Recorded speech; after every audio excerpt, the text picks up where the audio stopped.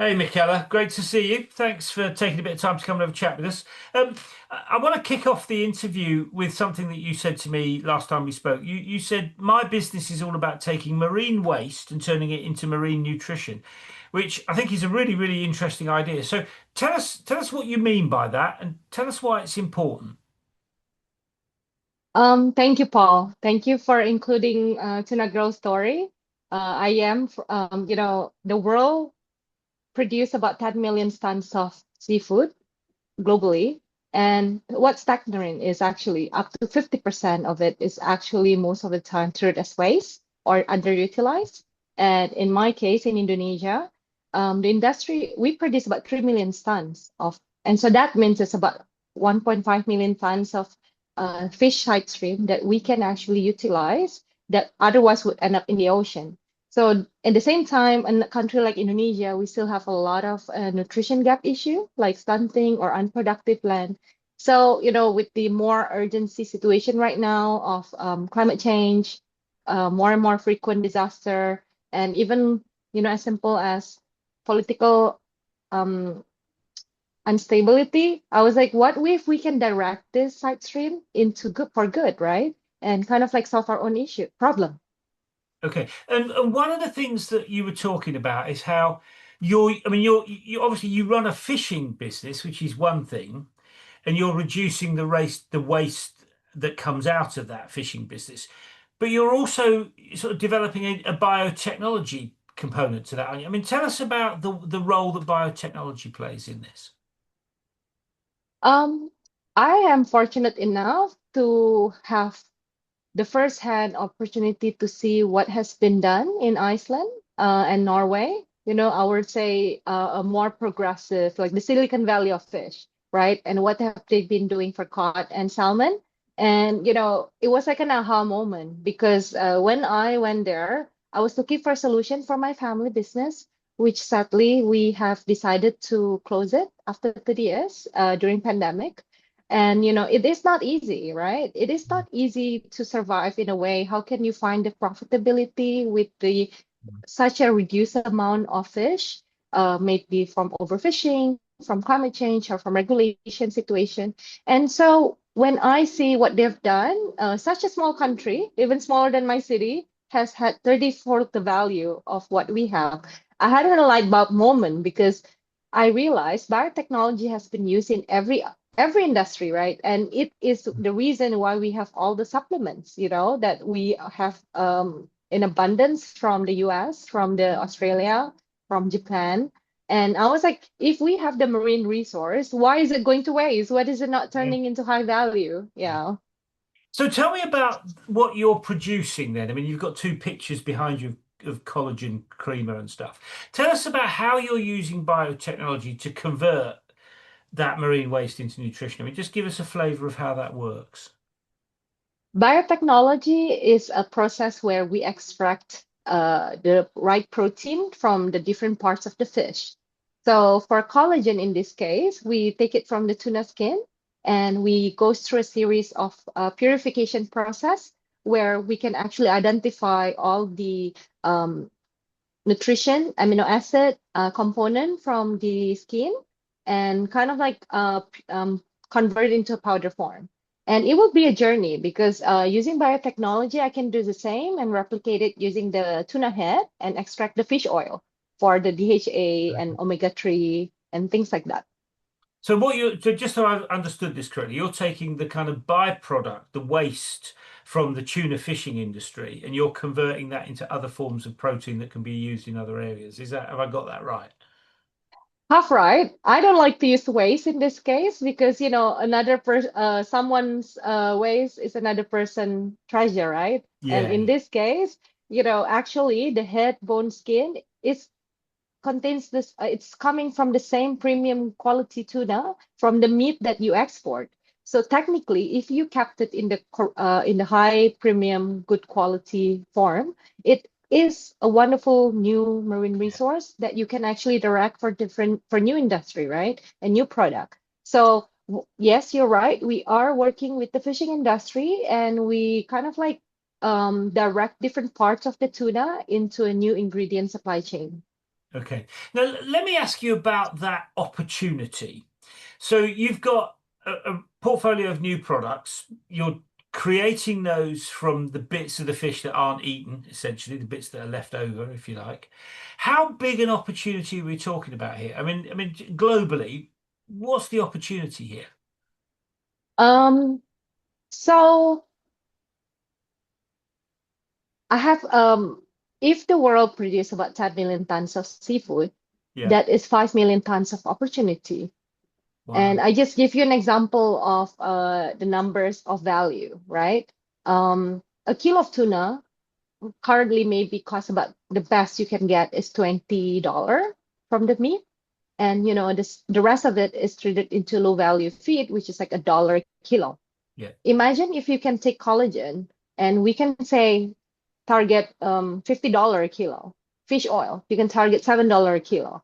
And calcium or protein is $3 a kilo. And it can continue. And we haven't talked about the skincare industry. We haven't talked about the pharmaceutical industry. So you see the value will Yeah. increase and it's Okay. really multiple fold and even higher than the meat.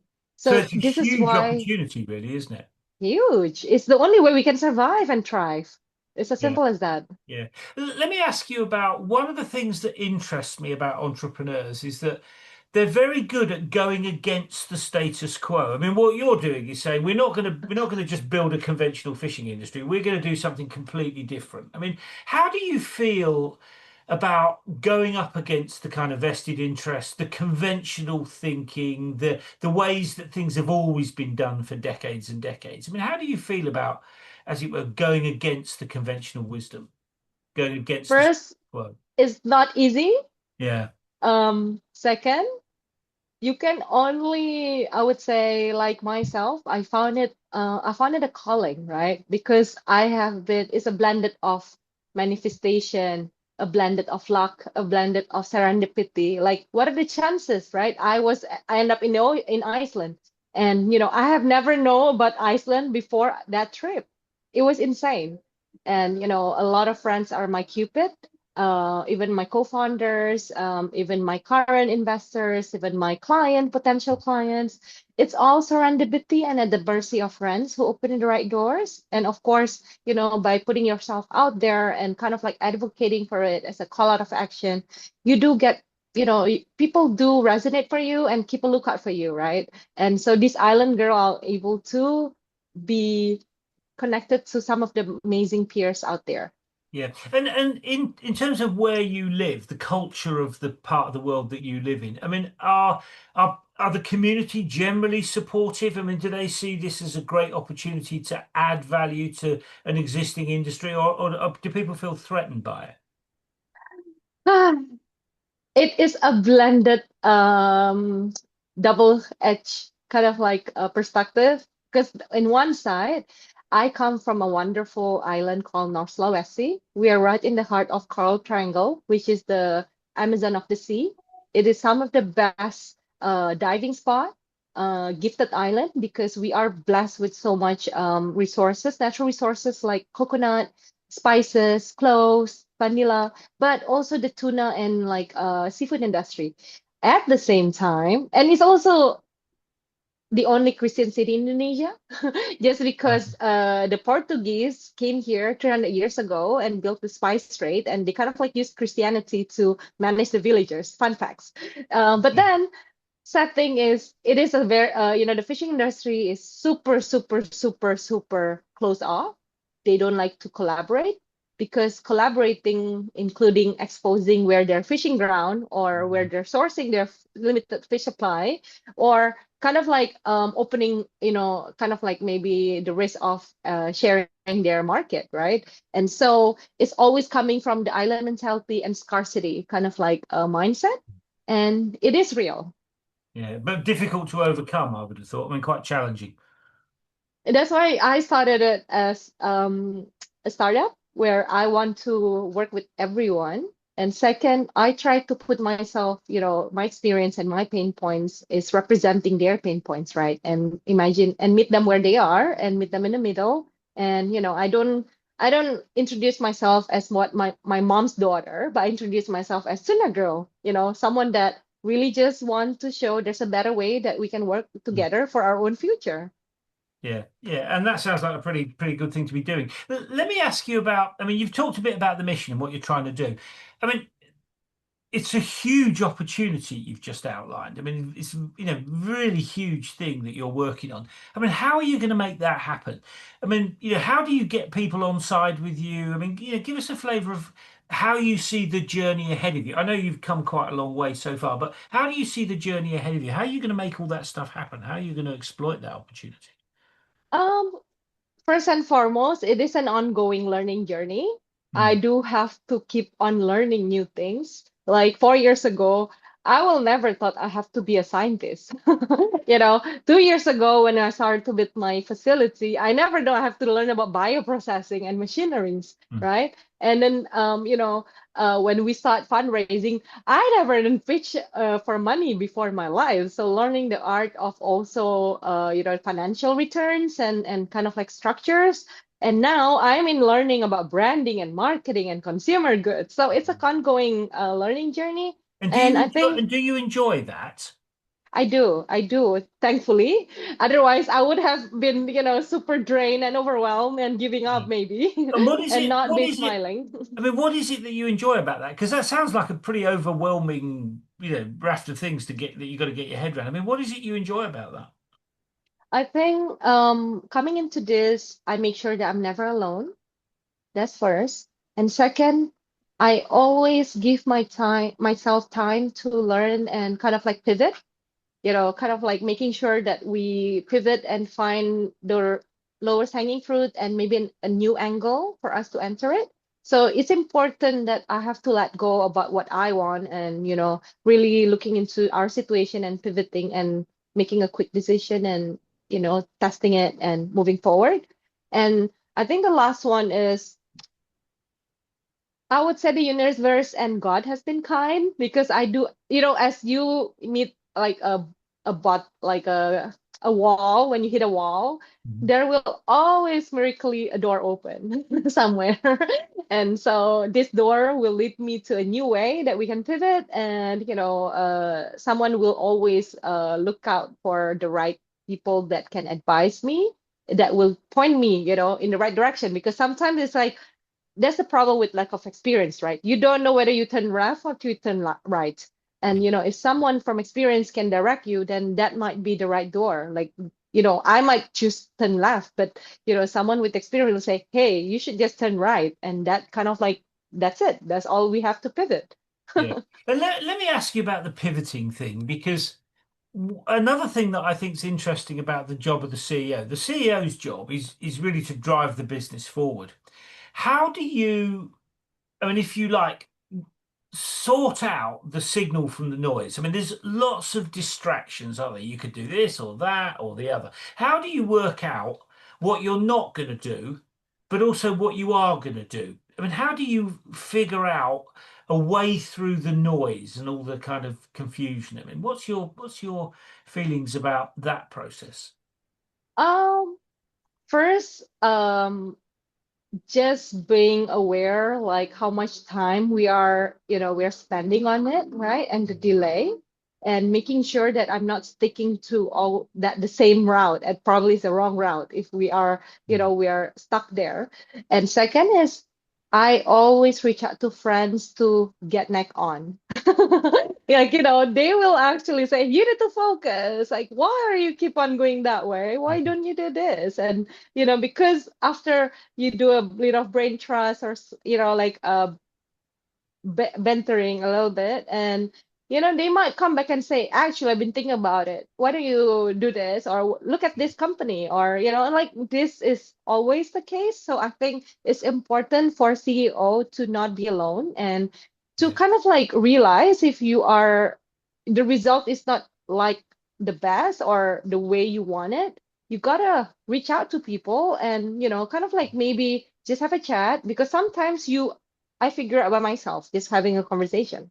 yeah, yeah. No, and I hear that from lots of CEOs. It's a very important process, isn't it, really? And one of the other things that relates to the pivot thing is this. I mean, the level of uncertainty always interests me. I mean, a lot of the entrepreneurs I speak Mm, to are quite certain. They know what they're doing and that's a good thing. But they're also operating in a world where there's an awful lot of uncertainty. I mean, you've only got to think about what's been happening recently with Trump and the Mm. tariffs and kind of confusion around Greenland and Canada. I mean, all sorts of Mm. crazy stuff is Mm. happening. How do you work out, how do you make those decisions given the level of uncertainty? It's not just noise and distraction, but uncertainty when you're not sure what's going to happen going forward. Luckily, I come in doing this knowing the end, kind of like where is my goal, Right. right? And my goal is to make sure that I can actually transform this fish waste into value in large scale so many people can benefit it. So no matter how am I going to get there, that is always the end goal. So it is not easy, I would say. Like sometimes when you no longer have runway, right? And you have like you don't want to stop production, but at the same time, you can't cover this month's, salary because we Yeah. are still pre-gravity. Like that is the pressure. But you always find a way because this is just a small stepping stone. Like we just have to overcome from achieving the big goal. And the same when I receive so many no's, everybody say no. I always see it as delayed yes or oh I'll never work with this guy because like like that is I would say that is what grace that has kept me going because like no matter what obstacle now it doesn't stop me from trying to find the right way to get to where I want to go because I truly believe that many people will benefit from it if we can scale. Yeah. And I guess if you don't know where you're going, any road will do, but you do know where you're going. So it's a question of figuring out the right road, isn't it? Yeah. Hmm. Let Yeah. me ask you about decision making. So there's a lot of talk at the moment about data and using data to underperform decisions. I mean, do you have a lot of data that you use to inform your decision making? And then the other part of that is what about wisdom, gut, instinct, and the role of that in decision making? I mean, what's your take on those two issues? I'll start with data. Collabit only works with data because, with biotechnology and science, we gotta send it to the lab and figure, and, we started with, are we even extracting collagen? Right? Like, how do you tell? Like this powder, this white powder is collagen? And second is it a good quality Yeah. collagen? And then, and when you go into production, it's all about yields. It's about, also relating like hey when it's fishy or when it doesn't look good like the color wise like the data needs to be able to explain what happened. So we always use data in extracting the marine ingredient and even the basic from like we do use like smelling the tuna skin because like there's only so much your eyes can see so you do need to know whether this is even in the first place a good quality of marine raw materials, right? And I think even with investors or even financial like sad to say, if our business is not profitable or the cost is too high, nobody want to invest and we can't sell. So we are very aware on where we are from our goal and what are we going to do to reduce the cost and to kind of like get to where we want to go. And I have a very ambitious model. I do need a 50% gross profit margin at least. And that is not easy because the yields and the operational costs have to match. Yeah, so we it's a work in progress, and I think for gut feeling and intuition, I think you can only have it from practice, experience, and faith. Like you need something else. It can't be like for me, it's personal faith. I pray every morning, and I do confide into the higher power, into kind of like helping me to navigate the different decisions or different partners. Yeah. Yeah, I mean, what you're saying is it's a combination of both things. Is that seems to be what you're saying? Yeah. Let me ask you about. You talked about being with others. I mean, tell me about. I mean, one of the to move a business forward, you've got to get people on board. I mean, get the right people on the bus is the saying, isn't it? I mean, what's your take on getting the right people on the bus? I mean, how do you feel about that? And then once you've got them on the bus, how do you get them in the right seats, if you like? Luckily, I have experience running a fishing operation for 10 years. We have a few hundred employees then.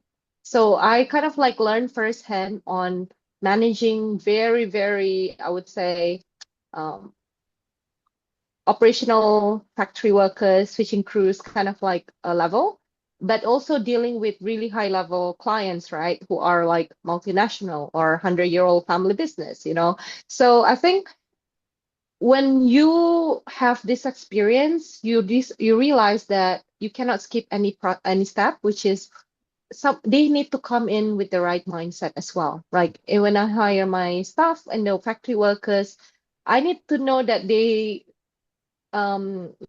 come and every day, like they show up, right? And when we hit obstacles or, when something happened, how is their character? How are they managing? How are they dealing with, obstacles? And it's the same with my co-founder.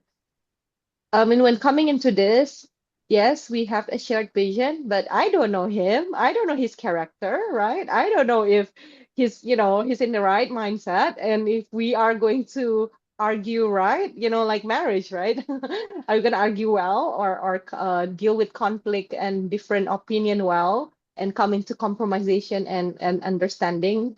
So this is an ongoing process that you have to build, and Mm. I'm quite lucky to have that. But I realize as well that as a CEO, when hiring advisors or hiring talent, that is harder, Mm. because when you deal with higher talented people, they don't really give that much time. So I realized that I need to learn the better ask. Like I need to maximize that few hours they're gonna give me and maximize really, their experience and their network into helping me solve what I need. Mm. I mean, Otherwise, like it's just gonna be like a name on my deck and they're not gonna add value. yeah. But it sounds like you enjoy working with people like that. Is that fair? Yes, I am. I mean, Collabit is all about collaboration, and even my company name is together, collaborate together to be successful. So meaning that unless it's a win-win model, nobody gonna do this long term. I truly believe that. So when entering any partnership or client, I have that mindset. How do I also make sure that it's a fair deal for them and they also have a longer term return, right? Yeah, yeah. Which is, and what you're saying is it's knowing where you're going, but also thinking long term, not just short term, isn't it? For sure, because it's not going to be easy. So I'm not going to see the result that I see in the short term. And it's like building a stronger foundation now from relationship, from network, from, knowledge base, right? And milestone. If that is solid, you can scale very fast. Yeah. Let me ask you about one of the other things that interests me. I mean, in the modern age, and this wasn't really the case when I started in business, but if you're building a business today, you're building it, under the spotlight of social media, if you like, when your staff can say anything on Facebook or LinkedIn or Mm. Instagram, your clients can say anything. I mean, one of the interesting things is building a business in an age when there's such a lot of scrutiny. I mean, what's your feeling about that? I mean, do you have a lot of scrutiny? Do you have problems around that? Do you see that as a problem or an opportunity? I mean, how do you see that? It's not yet a problem, but definitely when we scale, it will be. That's why it's important that we don't skip any, steps like, the lab testing, right? How we source or making sure that transparency is always the case so we don't have to worry about anything hidden and just being honest and I would say having and facing any obstacles firsthand and having a good communication. I think it's always a good way to go for it. So a lot of people will have a problem when they try to paint a different picture of what is a reality. I think social media can be a double-edged sword if you are not really walking the talk, I would say that. Yeah. So it's important that we walk the talk. Yeah. So, and what you're saying is if you walk the talk, you haven't really got a lot to fear. Correct. And yeah. Yeah. I Let mean, me ask you about, I mean, yeah. you're taking your products into all sorts of markets.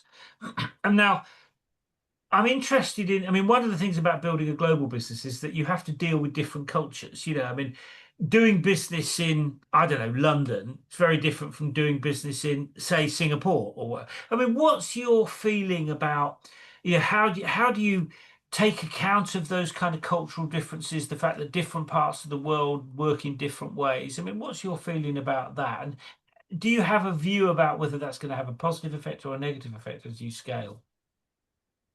Right now, we are still focusing locally, but a lot of my people that I'm talking to and the interests and my investors are quite international.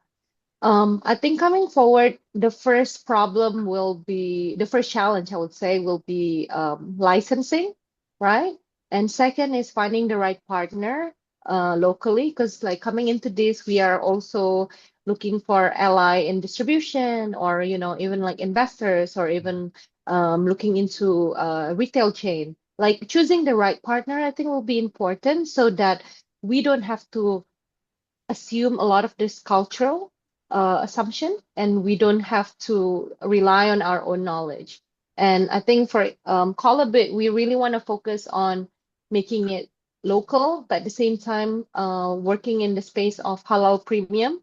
So, coming in from one of the biggest Muslim country, I do believe, and coming from Indonesia that has supplied some of the best premium marine resource in the world, I think we have to focus on that. So this way we can cater to this market. Okay. And do you think there's going to be, I mean, you mentioned about premium halal products there. I mean, how do you think that will play out in other parts of the world that perhaps haven't got such a big Muslim community? I mean, do you think there's going to be issues around that? I mean, strikes me as a very interesting dimension in terms of the way customers will perceive the product. I mean, what's your thoughts about that? Um, Premium halal and sustainability is our main strength, right? And then backed with the science. So premium halal, we are targeting the Middle East, where, as you know, has currently is the strongest, I would say, buying power. So we are skipping the Southeast Asia region altogether just because there's so much collagen flooding from China and Vietnam, Yeah. and even like Japan, Korea. Like, I don't want to fight in that because I'm not going to solve my problem if I have to catch up with the multinational, right? Or those that has efficiency and work with like mega facility. I'm trying to create a solutions in a micro manufacturing for many fishing industry players. So this way, I thought like we have to focus on our strength and try to differentiate ourselves. Yeah, sure. I mean, I think I can see that that makes sense. Yeah. L- Let me ask you about technology. I mean, one of the things that everyone's talking about at the moment is AI. I mean, and it's going to do lots of things in lots of industries. I mean, how do you see AI shaking down in your world? I mean, most people would say the tuna industry, AI, probably not a big relationship. I mean, what's your thoughts about that? I'm actually looking forward to incorporating AI into my software once we scale. We have plans on automation and capturing the data and driving algorithm around processing and using that basically to make a better decision and speed up the process of decision. But I would say right now the information around AI in my industry is limited to what has been published before, right? So that means we still need to drive new data to make it more sophisticated. Yeah. And I think, for our case, like we want to build our own data and later on leveraging AI to build an algorithm around it. Wow. Okay. So there's lots of stuff to do in that space, is what you're saying. Yeah. A lot of exciting stuff that we can leverage on because thankfully a lot of people are working on it, so we don't have to figure it out, right? Yeah, yeah. And let me ask you about your journey. I mean, you've come a long way. I mean, you started in one industry, if you like, you've created a completely new business that's built on the back of that. I mean, when you look back on the journey that you've been on, I mean, if you were to go back to the beginning, what would you say is the most important thing that you've learned along the way? I would say, and my personal pivot moment is I would encourage anyone that wants to do something different with their life and knows deep down that you have so much more to give. So I started this journey 10 years ago. And back then, I was a teenager, just traveling the world and, attending social events. Let's put it that way. Kind of like really not thinking about higher calling or even vision or impact things. But I have always known that I like to do good things and social works. Like I do initiate a lot of donation aid during my birthdays or during, the New Year or, the big, like Hari Raya in Indonesia. And I do have that soft spot for helping the marginal community and undeserved. It's almost like I felt we can do better, because I do see there's so much resources just laying around because I do have the privilege coming from abundance, meaning I always am surrounded by kind people. I'm always getting, good experience from friends, right? And knowing good people, like smart people coming from good families or, like even background. So I feel like hey, what if everyone's sleeping resources can be directed and help those that in need? So that has always my deep down heart intention. So when I met this organization called Nexus Global, it's like almost meeting the real life X-Men.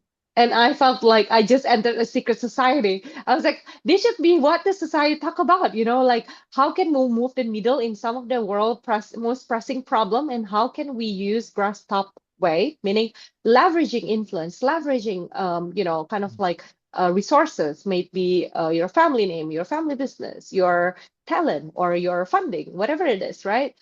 Even just a truck, it can actually mobilize like a donation or can mobilize, resources that for people in need. So I think rethinking and rehacking it and saying that what if a group of people that just have wonderful resources with big hearts, we can come together and really support each other in whatever calling that you have and create a better place and a more hopeful place.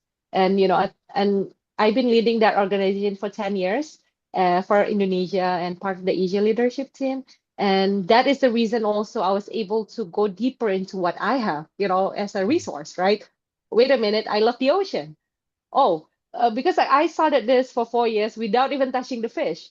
I was like looking at corals, mangroves, plastic. I was looking at fishermen and fishing communities and island communities and going around like the kind of like those on the ground. And I realized I still have to go back where I can create the most influence and create, and drive the most change. And that is from the industry itself. And it is fishy, but I still can make it fashionable.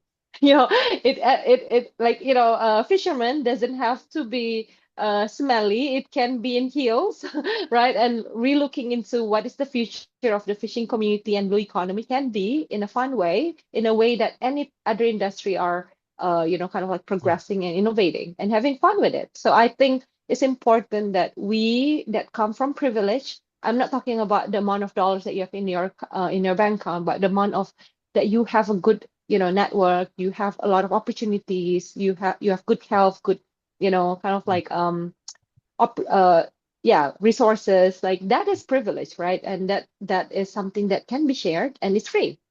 Yeah, yeah, it's about leverage, isn't it? And one of the things that interested me when we were talking previously, you talked about this Fish Avengers idea. Tuna, was it Tuna Avenger or Fish Avengers? I mean, Fish Avengers. Fish Avengers. I mean, tell us what you mean by that, and tell us what that's all about. So, I'm a big superhero, kind of like a geek. I truly believe everybody have their own superpower Right. and talent and gifts.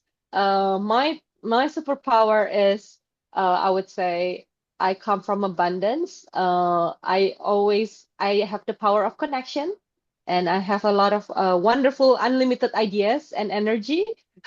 And I do see, kind of like lying like waste, right? I see wasted talent, wasted time, wasted resources, Yeah. I see Yeah. wasted opportunity. Like I see that clearly when I go into conversation, when I go into any exploration. And even looking into this, I see waste in a big scale, and I can see the what if.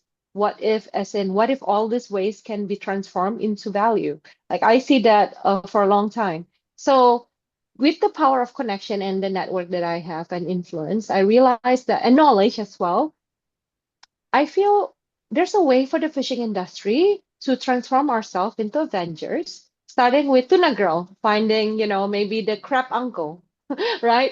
I want this to be like a movement where us, the fishing industry actually try to take a leap into their own species, sea of seafood, and kind of like transform it in their, because they are one of the, I would say, part of the industry, and they have the most knowledge, and they do have a stake into surviving, right? Unless you give up, then you can't be part of Avengers. And it's been a wonderful journey because Tuna Girl has met with Tuna Bro and has met with like families like from Tahiti and some of the bluefin farm in Ensenada, Mm. like it's been a wonderful journey, and learning about those families that are leading in the shrimp industry, in the crab industry, in the seaweed industry, in the even tilapia fish, other type of fish are also, you can't group it into Mm. one category. Even seafood itself has so much. Yeah. Yeah, yeah. I mean, and I think it's a lovely idea to think about it as a bunch of superheroes. Um, I mean, when I saw that you were promoting yourself as Tuna Girl, I didn't quite understand what that meant, but now that I understand, I mean, I certainly won't forget it. That's for certain. So let me ask you a couple of final questions before we wind up. If you were to give some advice to somebody starting out on a journey like yours, I mean, what, a young woman perhaps who wanted to do something similar to you, I mean, what would your big piece of advice be?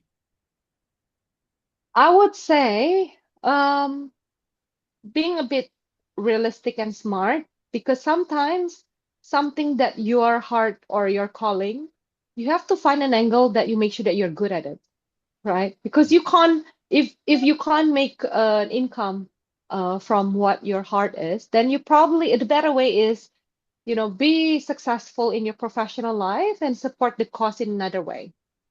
Like that's always my first advice to friends. Like, don't give up your main income and do, and hack a tree if you can't, survive. How are you gonna help the tree, right? Yeah, yeah, And yeah. second one is making sure that you have enough time to go in depth, because there's so many angle for it, right? For a different cost. Like for tuna example, right? You can learn about the ocean, you can learn about the ecosystem, you can learn about the actual, I would say, supply chain, or and the actual business, and how the industry or the market works. But then also identifying about what is not being tapped into. Like in this case, I realize in Indonesia we have so much waste. It's probably gonna be, the number will be different in different countries, right? And different species. And also understanding the opportunity, like for tuna, it will be different from shrimp recastration, like the end product will be different. And so the industry that you have to target will be different. So it's not like one solution for all, and you have to customize along the way. And I think also it's important that coming into it with the right intention and headspace as well. Because like, if you're just exploring, take a sabbatical year and go in depth for 1 year. But don't think about it that you're gonna give up, your old life and start a new one without any understanding and knowledge. And I think my last advice is making sure that you are in the right community. I Mm. realized when I met Nexus, I'm always the dumbest in the room, and that has I been don't believe that. wonderful. I don't No, believe I mean, the dumbest oh, in I the would room. say dumbest in the means like I don't know anything about the industry that they're doing. Mm. Meaning I have zero knowledge coming in, and I learn something new, and and these are people that wants me to win, and I want them to win. So meaning you don't want to be in a room where it's about transaction. It's about Mm. I want to get as much from you as possible. Then that means it's not your tribe, right? You're just in a networking Mm. kind of like event or space. But if you have a community of people that really wants to give their time and advices and willing to let you be part of what they're working on, and you can support them in one way or another while learning about the bigger ecosystem. I think that's the best way. Yeah, yeah. I mean, and I think those are really strong words of wisdom there. So thank you for that, and thank you for taking a bit of time out to tell us the story. I mean, not only is it entertaining. I mean, like I said, I love the Fish Avengers idea and the Tuna Girl idea. I mean, I think it's just great, and it's great to see that. It's great to see such a level of ambition, and it's great to see that you're tackling that with a bit of humour and a bit of joy as well, because that makes the journey so much more interesting. So, Michaela, thank you for coming on. Thank you for sharing the story and good luck going forwards.